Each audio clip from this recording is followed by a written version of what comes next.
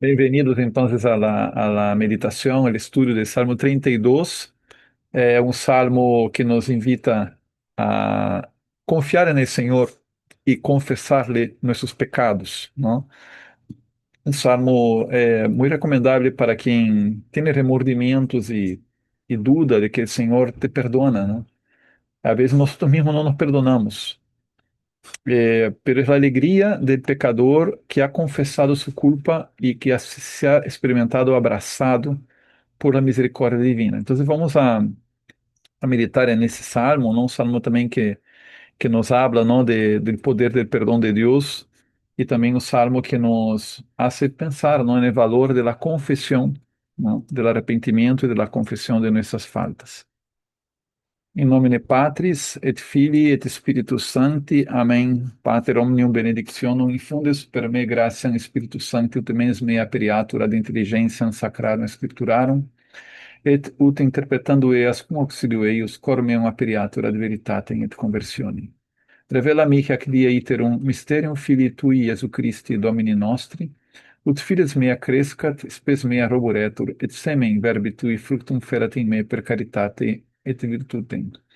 Per Iesum Christum Dominum nostrum. Amen. Iesu Domine misericordiae, in te confido.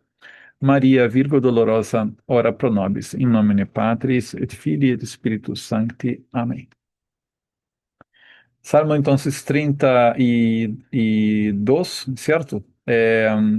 Salmos 32, y en la versión litúrgica ele aparece como Salmo 31, e aqui antes de começar também pido desculpas que se viram o vídeo de ayer, eu comentei que o Salmo 31 tem um comentário do Papa, não? Em realidade existe acá, é Salmo 32, o que passa é que eu me confundi, porque os comentários do Papa têm a numeração barra, não? E aqui nós usamos a numeração alta. Então eu me confundi. Em realidade, esse salmo que tem comentado é Papa existir acá, não? E se los envio aí por el WhatsApp para que vocês também lo puedan ler. Está na página do Vaticano. Vamos então aqui a ler a versão litúrgica primeiro, Salmo 31, não? Então, na liturgia, diz assim: Dichoso el que está absuelto de su culpa, a quien le han sepultado su pecado. Dichoso el hombre a quien el Señor no le apunta el delito. Mientras callé, se consumían mis huesos, rugiendo todo el día, porque día y noche tu mano pesaba sobre mí. Mi savia se había vuelto un fruto seco. Había pecado, lo reconocí, no te encubrí mi delito. Propuse, confesaré al Señor mi culpa, y tú perdonaste mi culpa y mi pecado. Por eso que todo fiel te suplica en el momento de la desgracia. La crecida de las aguas caudalosas no lo alcanzará. Tú eres mi refugio, me libras del peligro, me rodeas de cantos de liberación. Te instruiré y te enseñaré el camino que has de seguir. Fijaré en ti mis ojos. No seáis irracionales como caballos y mulos, cuyo brío hay que domar con freno y brida, si no, no puedes acercarte. Los malvados sufren muchas penas. Al que confía en el Señor, la misericordia lo rodea. Alegraos justos y gozad con el Señor, aclamadlo los de corazón sincero. Palabra de Dios, te alabamos, Señor.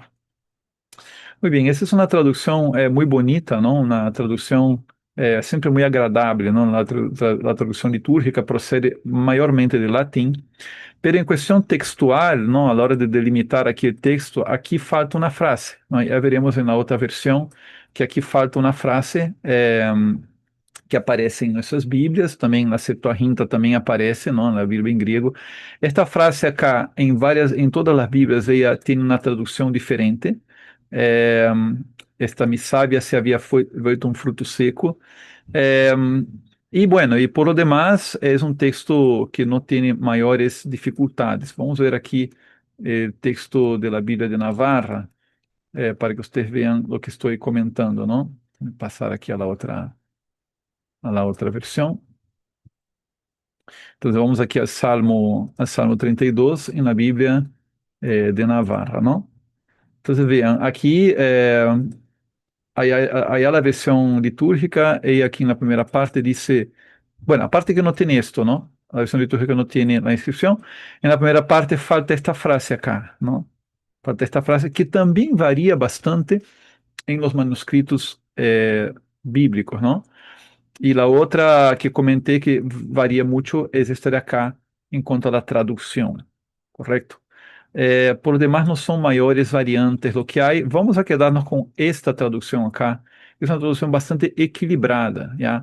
Otro tema que también varía mucho de las traducciones es esto acá, ¿no? Que ha cometido el autor no sagrado, ¿no? Ha cometido culpa, pecado, delito y el texto aquí también habla de dolo.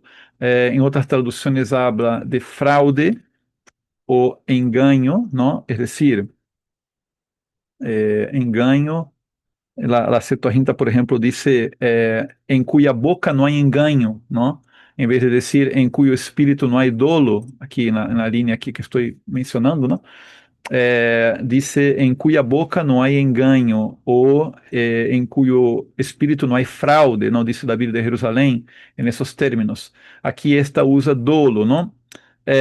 Y por otra parte, el texto en hebreo, él no tiene este orden de los términos, ¿no? Por ejemplo, él usa encubierto su hatá, es decir, su pecado, ¿no? Aquí sí, ¿no? Pecado está bien.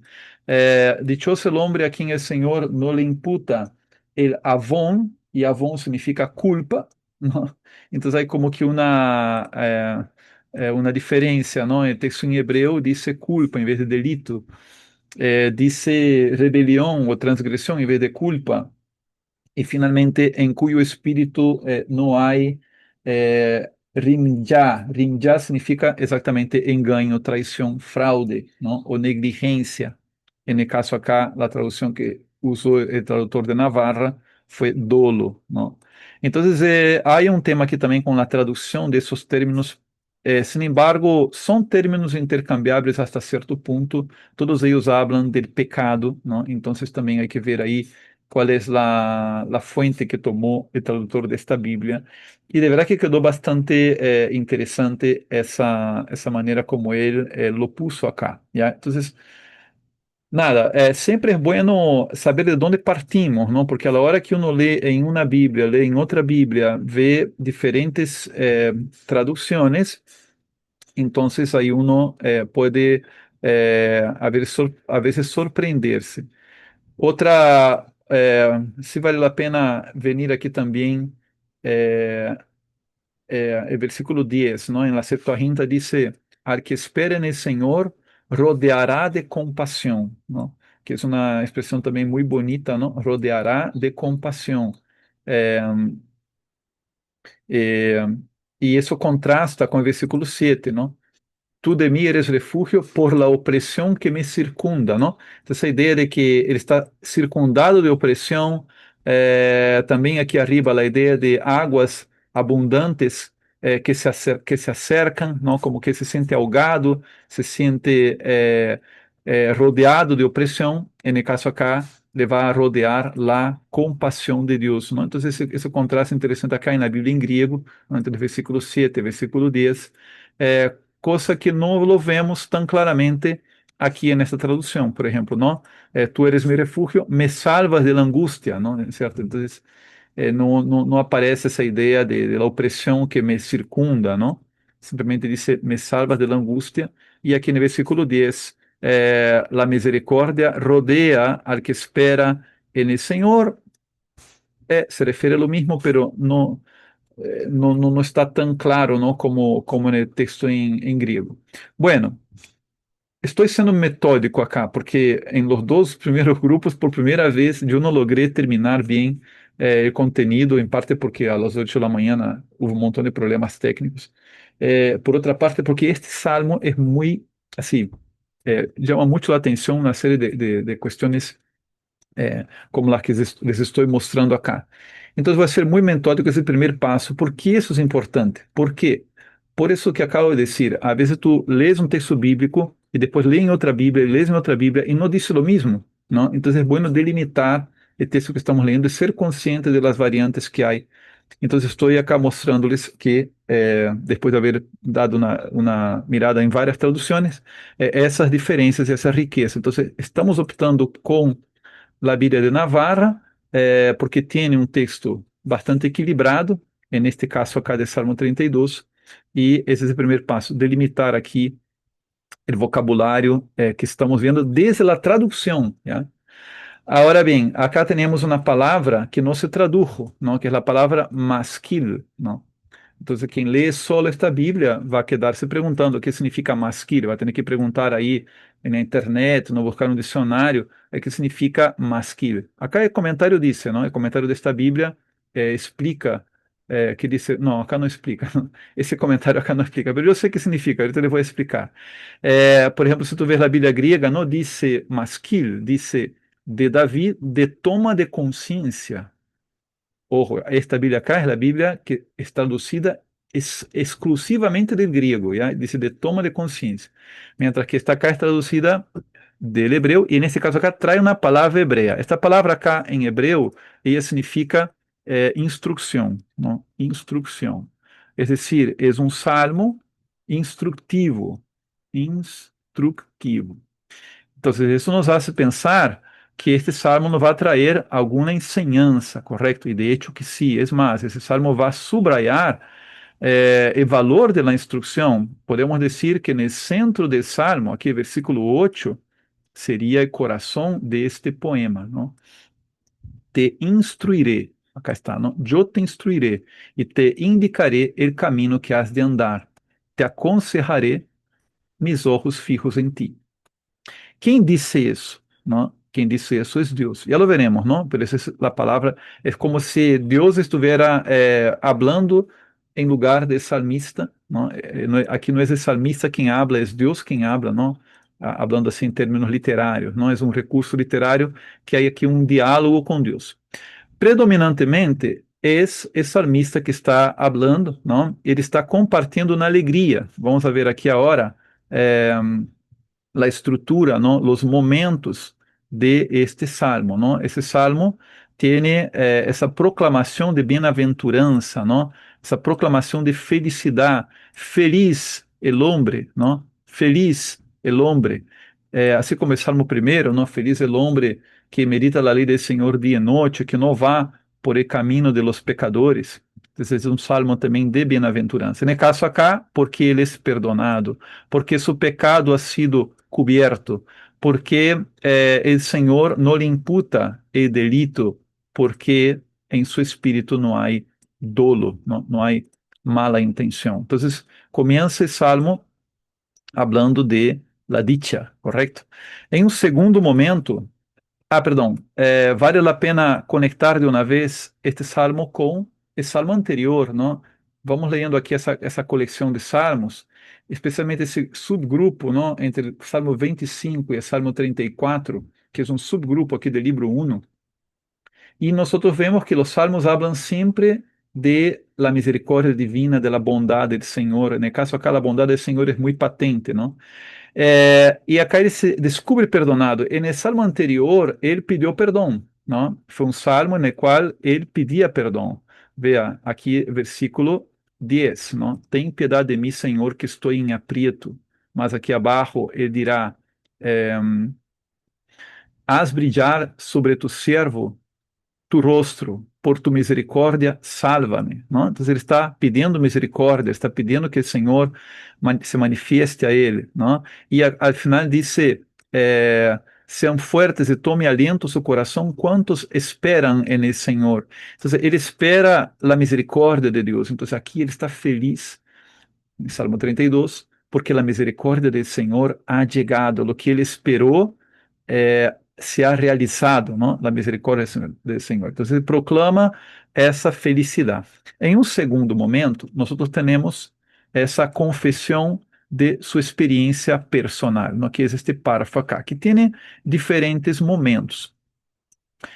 Primeiro, ele conta como foi sua angústia. Em um segundo momento, ele conta como ele decidiu confessar-se, não? Ele disse, vou a confessar minha culpa ao Senhor.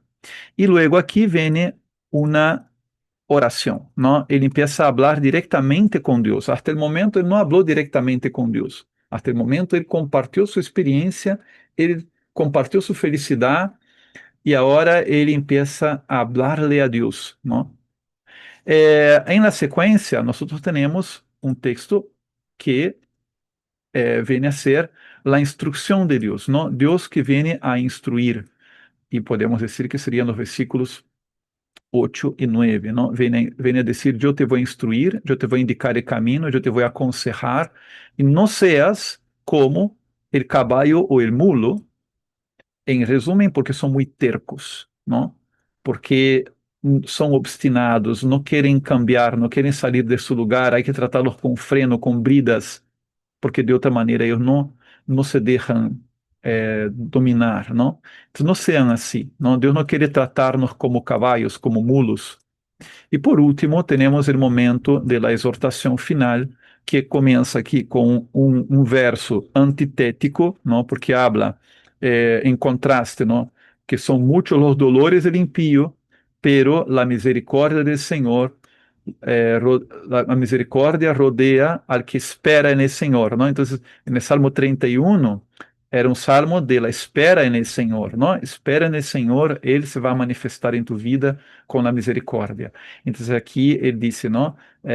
Los impíos, ellos padecen dolores porque ellos están lejos de la misericordia de Dios, mientras que la misericordia rodea al que espera en el Señor. Entonces ahí viene esa meditación y finalmente aquí la exhortación final a alegrarse y no ahora no solo él, sino que todos los justos, ¿no? Todos los rectos de corazón, alégrense conmigo, ¿no? Regocíjense en el Señor, exulten, alégrense. Entonces viene esa exhortación final. Vamos viendo que normalmente estos salmos aquí de esta colección terminan con esa llamada, ¿no? Al pueblo, ¿no? Son salmos muy personales, pero que siempre al final hay un remate invitando a todos a la experiencia del salmista, ¿no? E é interessante conectar esse salmo com o salmo seguinte, não? O salmo 33, que é um salmo de alabança, não? Que justamente diz isso: aclamem justos al Senhor, la alabanza es propia de los rectos, não? Então, se terminou aí o salmo 32, llamando a que los justos se alegren en el Señor, a que los rectos de corazón exulten en el Señor, y este Salmo 33 es precisamente eso, ¿no? La alabanza de los rectos, de los justos en el Señor. Muy bien, entonces essa é a estrutura do Salmo, considerando que essa instrução divina, especificamente o versículo 8, seria o coração del Salmo, não? Essa ideia de que o Senhor é quem nos instrui, é quem nos mostra o caminho por el qual hemos de andar. Aqui no Salmo 33, isso também se vai a expandir, não? Essa ideia, quando se habla da palavra do Senhor, não? Você vai saltar aqui a palavra de Deus, y porque es la palabra de Dios la que nos orienta, ¿no? La palabra de Dios es la que nos aconseja cómo Dios nos muestra el camino, cómo Dios nos instruye a través de su palabra. Entonces, ese punto es muy importante aquí. Vocabulário, eu comentava sobre essas palavras aqui, no culpa, pecado, delito, não, dolo. Me parece que esta tradução acá é bem interessante, porque nuestro vocabulario en castellano, ya no preocupándonos tanto con el original en hebreo, porque el original en hebreo, como comenté, tiene un orden diferente, pero en castellano vamos a tomar aquí esas ideas, ¿no? Culpa. La culpa es algo que se remite mucho más, digamos así, a la responsabilidad, ¿no? Que la persona tiene por los actos que comete, ¿no? Pecado, ya en sentido bíblico también, ¿no? Pecado, ele viene a ser precisamente a falta, não a transgressão. Pero é uma falta que, dentro da teologia bíblica, ela começa no interior do homem, não? O pecado se resta desde adentro, não? Ele não vem de afuera, ele brota do coração do homem. Meio na linha do que Jesus falou, não, de que lo impuro não vem de afuera, sino que brota de adentro, não? Depois, delito é também a ideia de transgressão. Delito é a ideia de, vamos a poner así, ¿no? La rebelión, ¿no? La rebelión. sería también la falta, ¿no? La transgresión, pero más en el sentido exterior, ¿no? Externo, ¿no? Es decir, la acción concreta que uno hace afuera, ¿no? Entonces, interesante ese tipo de traducciones porque nos hace pensar en la maldad en todas sus dimensiones. Porque, assim, às vezes a pessoa diz, não me vou a confessar porque não hago nada de malo. Perfeito, pero quanto pensas, quanto sientes, como são tus rebeliões internas, não é certo? Porque Deus também vê isso, não? Deus vê o que há em tu interior. E o dolo é a intencionalidade, não? A mala intenção. La doblez de coração, não? Nesse sentido, o engano, o fraude, não? Então, quando nós pedimos perdão por qualquer pecado que nós tenhamos, desde a intencionalidade, desde o interior de nossos pensamentos, nossos sentimentos, hasta lo que hacemos hacia afuera e a responsabilidade que isto tem, não? Nossa culpa e aporta uma responsabilidade. Veja que nessa tradução, o autor, aqui, o texto, disse que o Senhor perdonou sua culpa, seu pecado, não é certo? Que não ocultou seu delito, então estão os mesmos términos que estão aqui, não é certo? Foi isso que ele pediu perdão por todo isto, não? E que mientras ele não pedia perdão, mientras ele tinha isto adentro, sem confessar-se, ele sentia uma angústia física, expressada cá nessa ideia de que se consumia meus huesos estar sempre gimiendo, a consciência, não, de que a mano de Deus pesava sobre ele, e a cada mano de Deus significa justamente o Espírito Divino que habla no interior do homem. Tu estás mal, não? Tu eres culpable, tu tienes aí um delito adentro, tu has cometido o actos pecaminosos ou te has omitido, não? Então, todo isso pesa na consciência do homem e o homem vai perdendo vigor, não? Muitas vezes nós vemos assim, não? Que nos acobardamos, que nos aticamos, que perdemos a valentia, não? Que perdemos o aliento, que perdemos a fé. Por quê? Porque estamos cargados de pecados, né? Cargados de pecados.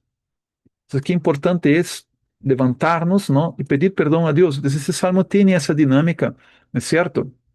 E não ser como caballos e mulos, não? Obstinados, que não escutam a seu amo, que não reconhecem a seu maestro, não é certo? Que não aceitam a instrução. Não ser assim de rebeldes. Então, o Senhor disse: deixa de ser assim, cambia o caminho, não? Então, e o justo, vea, essa é a oração do justo. O justo não significa que ele seja imaculado. Uma pessoa justa não significa que seja imaculada. Não? Imaculados foram Jesus e Maria, que eram mais que justos, não? Pero comum e corrente, não, de los mortales, não? Hermanos de Cristo, hijos de Maria, pero somos pecadores. Nós, por mais que busquemos o caminho, muitas vezes temos uma mala intenção, às vezes temos um engano interior ou exterior, cometemos um pecado por maior ou menor que seja, e se é muito grave, não? Com maior razão é que confessar-se. E às vezes hacemos coisas que não é que tenham mala intenção, pero temos culpa, temos responsabilidade. Então, o Senhor nunca nos vai a rechazar, porque sua misericórdia é sempre mais grande que nossos pecados. E essa é a experiência aqui já no Antigo Testamento. Às vezes a pessoa pensa, não, a misericórdia de Deus se revelou em Cristo. Não, não se revelou em Cristo. Quem lê a Bíblia desde o começo vê que a misericórdia está desde o começo, desde as primeiríssimas páginas, não? Desde o primeiro pecado está a misericórdia de Deus. E essa percepção da misericórdia de Deus está muito presente no Antigo Testamento. Lo estamos palpando acá em vários passagens, especialmente aqui neste passagem desse salmo, porque además ele goza, ele exulta, porque ele percebe que Deus o perdonou, não? Então, aí está, não? Porque se confessou. Vamos ao contexto histórico acá, não? De Davi. Quando Davi habría tenido uma experiência assim, será que Davi foi realmente o autor desse salmo? De hecho, temos a história do rei Davi. Vou buscar aqui o segundo livro de Samuel, que é a famosíssima história, não, de rei Davi, capítulos 11 e 12, não? Capítulo 11, no qual ele comete um adultério, não? Él no se va a la guerra, todos sus soldados van a la guerra y la esposa de un guerrero le llama la atención cuando él la ve por la ventana, él ordena que ella venga a su casa, se encama con ella, la deja embarazada, cuando descubre que ella queda embarazada, él llama al guerrero, ¿no? El esposo de la mujer, que se llamaba Urias, llama de la guerra para que, de alguna manera, Davi lo tienta para que él se emborrache, ou para que ele cometa algum delito, não rompa algumas normas de guerra que os homens naquela época não podiam, em tempos de guerra, tinham que ser abstinentes de relações com suas mulheres. Então ele o emborracha para que ele vá à la casa a acostar-se com sua mulher, provavelmente para que el embarazo seja atribuído ao esposo, não a ele, não que era el adúltero, e a mulher também era adúltera, não, pero ele havia sido el autor. Eh, el mentor, ¿no? De todo. Entonces, como Urias no se corrompió, que era el esposo de Betsabé, él envía a Urias a la guerra nuevamente y ordena que Urias sea puesto en primera fila y Urias muere en la guerra, ¿no? Entonces, el autor intelectual de la muerte también de este hombre fue David. David cometió crimen detrás de crimen, ¿no? Todo para encubrir el pecado. Entonces, esas palabras acá, ¿no? De Salmo que dice, ¿no? Mientras callé, se consumían mis huesos, rugiendo todo el día, porque día y noche tu mano pesaba sobre mí. Mi savia se había vuelto un fruto seco. ¿Cómo no pensar, ¿no? En el sentimiento del alma de David, que por más que quiera esconder, ¿no? Por más que quiera aparentar que todo está bien, este era su espíritu. Hasta que el profeta Natán, ¿no? Entonces ahí viene aquí el capítulo 11 acá perdón, capítulo 12 acá del segundo livro de Samuel, não? Em que o profeta Natan, que era um conselheiro de Davi, ele vai sacar a confissão de Davi, não? Ele vai contar como que uma pequena parábola. Bueno, aí vocês leiam aqui, não sei se conhecem a história, o ponto que é um passagem genial, não? É um passagem assim muito interessante. E finalmente Davi reconhece, não? Davi de Jonatã é pecado contra o Senhor, não? Davi se confessa. E aí Natan, seu conselheiro, disse: "O Senhor já ha perdonado tu pecado. O Senhor já perdonou. O Senhor é misericórdia. ¿No? No morirás, pero por haber ofendido al Señor con esta acción, el hijo que te ha nacido morirá. Claro, aqui hay que ver que tanto este pasaje acá, ¿no? Es una interpretación de lo que ocurrió, porque Davi cometeu um crime e, segundo a lei de Moisés, el que comete um assassinato deve pagar com pena de morte, ¿no? Assim era na lei de Moisés. E Natan está dizendo: tu não vas a morir, pero tu hijo va a morir. Y de hecho el hijo de David murió, ese niño que nació de Betsabé, ¿no? En los capítulos siguientes aquí, ele se enferma todavía de bebito y muere, ¿no? Entonces David se arrepentirá, hará penitencia. Y el Salmo 51, ¿no? Que es el Salmo aquí de Salterio, ¿no? Que vamos a ver en la segunda etapa de este programa, ¿no? El Salmo 51, él tiene un encabezado acá, vean, que dice así, ¿no? Al maestro del coro, Salmo de Davi, quando vino a ele o profeta Natã, depois que aquele se havia chegado a Betsabé. Então, quando Davi confessa seu pecado, esse seria o salmo em que Davi pide perdão a Deus, não? Allá no texto de Samuel, simplesmente ele diz: "He pecado contra Yahvé". Pero acá está el Salmo 51 que ilustra esse pedido de perdão, não? Davi pide perdão profundamente. De hecho, é de lejos o salmo mais bonito, não, de petição de perdão que existe na Bíblia, não? É uma oração assim que, ao menos, eu recomendo que nós aprendamos de memória, não?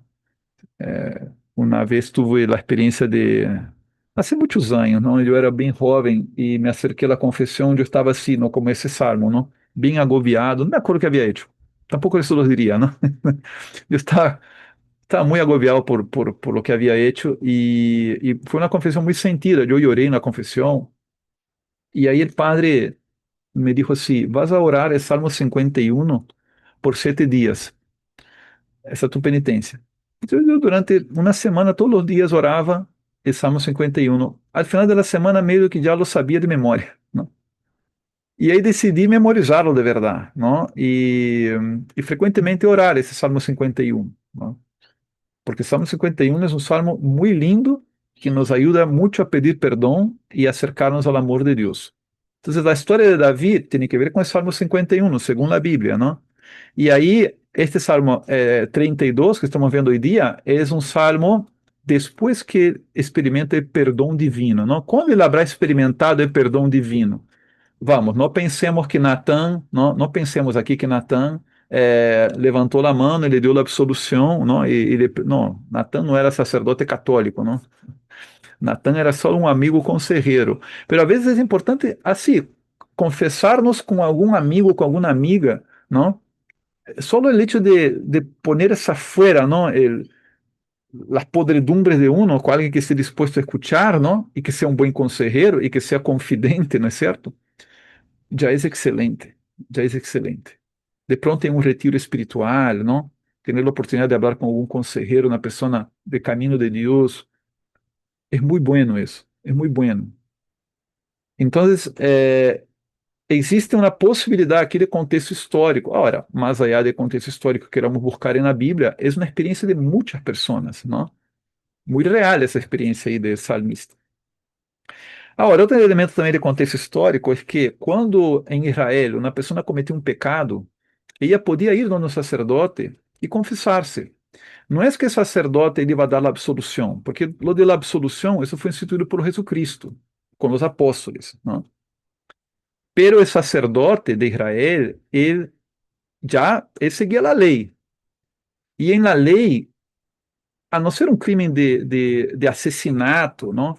A não ser um crime de adultério, ou de falta de observância de sábado, não? Que eram mais os crimes mais graves, ou blasfêmia, não? Que eram os crimes mais graves que havia.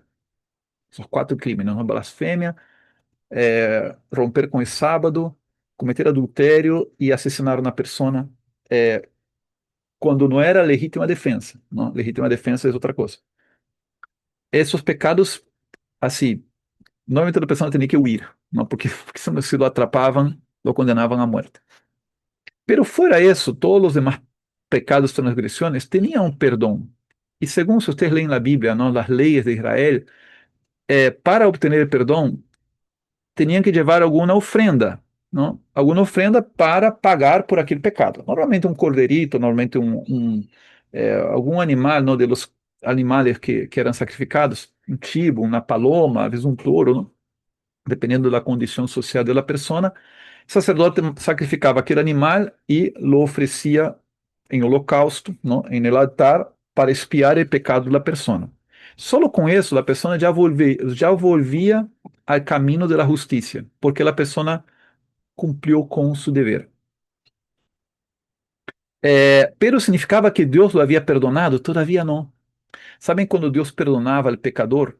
En el dia del perdão, que é uma fecha festiva em Israel, cai mais ou menos em nosso mês de outubro, famoso dia del perdão, o dia da reconciliação, em hebreu é Yom Kippur, não? Yom Kippur, uma festa que se celebra até o dia de hoje. E nessa festa, o sacerdote fazia alguns rituais, entre eles o de chivo expiatório, entre eles também o sacrifício de cordeiro, llenar el cáliz com a sangre de cordeiro. A sangre de cordeiro era rociada sobre o pueblo e sobre o altar principal, que não era o que estava fora do santuário, sino que era o que estava dentro, não? O altar principal era este de acá, não? Era a tapa del arca de la aliança, não? Acá tem uma réplica, está rotita mi réplica, pero aqui está el arca de la aliança. La tapa del arca de la aliança era el altar sobre el qual el sacerdote rociava la sangre del cordero, e dessa maneira, por la sangre del cordero, quedavam unidos lo divino, representado en el arca, com el pueblo, ¿no? El cordero unía de vuelta a Deus com os homens, ¿no? Está a reconciliação.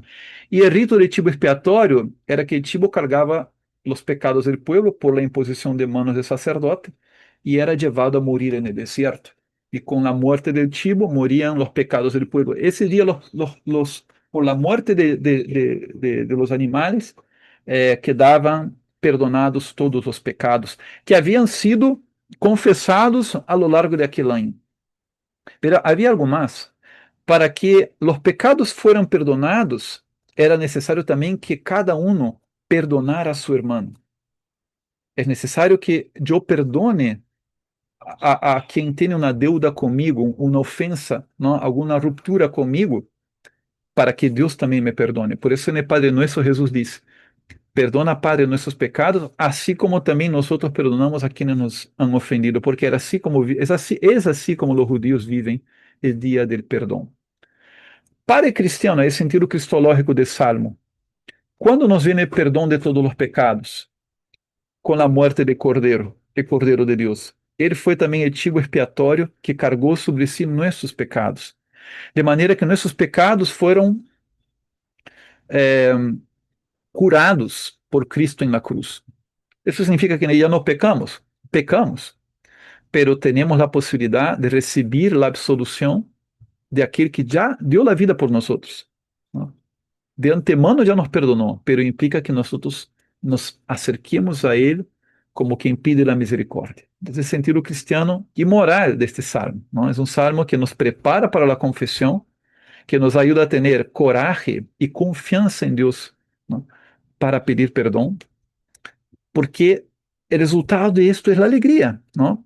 Podia trazer acá outros passagens de Lucas capítulo 15, não? Dejo como tarefa que vocês leiam Lucas capítulo 15, não? Porque habla essencialmente disto, não? As parábolas da oveja que se perdeu e foi encontrada, de la moneda que a mulher perdeu e foi encontrada, e sobretudo a parábola do hijo pródigo, que tem precisamente esta ideia, não? Me levantaré, confessaré a mi padre mi pecado, não?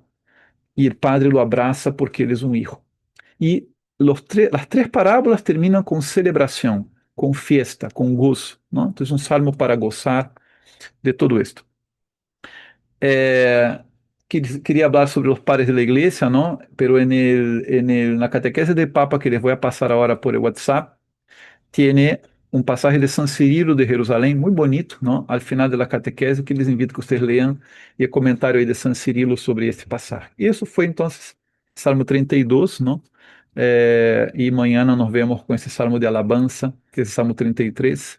Alabado seja nosso Senhor Jesucristo. Então, nós vamos com isto. Graças, então, por haber estado acá e nos vemos na próxima. Ok? Deus los bendiga.